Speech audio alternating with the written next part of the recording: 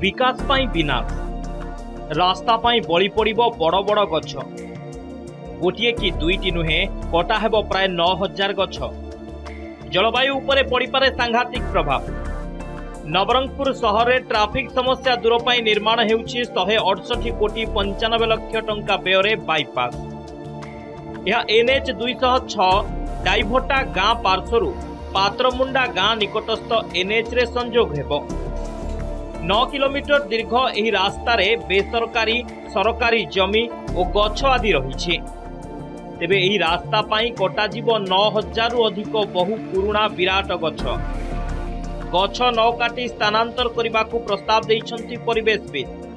वर्तमान जो नवरंगपुर सहर पाई बाईपास रोड व्यवस्था करा जाउची या स्वागत योग्य। उक्त बाईपास रोड निर्माण पाई प्राय 9000 गछ रो कटा जीवार योजना अच्छी बोली 9000 गछ काटिबा जाउछंती। उक्त गछ गुडा को न काटी स्थानांतर करबा पाई मु आपण मानक माध्यम रे माननीय मंत्री को निवेदन करछि। से माने काटिबा पाई मसुदा चलैछंती जोटा कि हमर परिवेश पाई बेस प्रतिकूल प्रभाव देखाइबो।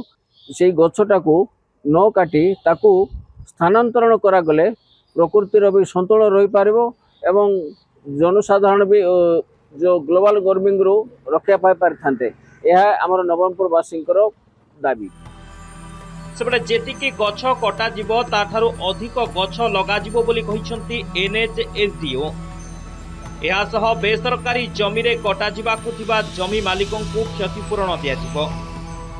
जंगल संरक्षण अधिनियम आईन न परिधि मध्यरे गछ न काटी विकल्प पदक्षेप निया जिवो बोली कहिसंती जिला वनखंड अधिकारी।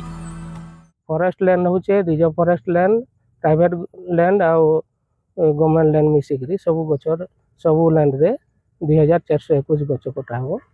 आ छोट छोट गछ केतेटा रही बेनिफिशियरी प्राइवेट गछ रे 6500 गछ सेटा अंडर 30 सेंटीमीटर सेटा को काउंट रे निया होनी किंतु तांको पैसा दिया हो। जहाँ एरिया फॉरेस्ट एरिया आछे तार डबल एरिया रे प्लांटिंग करा हो। ता जो प्राइवेट एरिया रे आछे तार भी मध्ये वैल्यूएशन हेतो हमर कॉर्पोरेशन फर्स्ट कॉर्पोरेशन वैल्यूएशन करू कॉम्पनसेशन पाइबे तार डबल एरिया रे प्लांटिंग करा हो। से लैंड भी निया हेछि।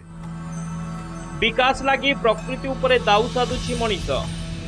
वृक्ष कटा जिबा जोगु परिवेश उपरे पड़िबो गुरुतर प्रभाव।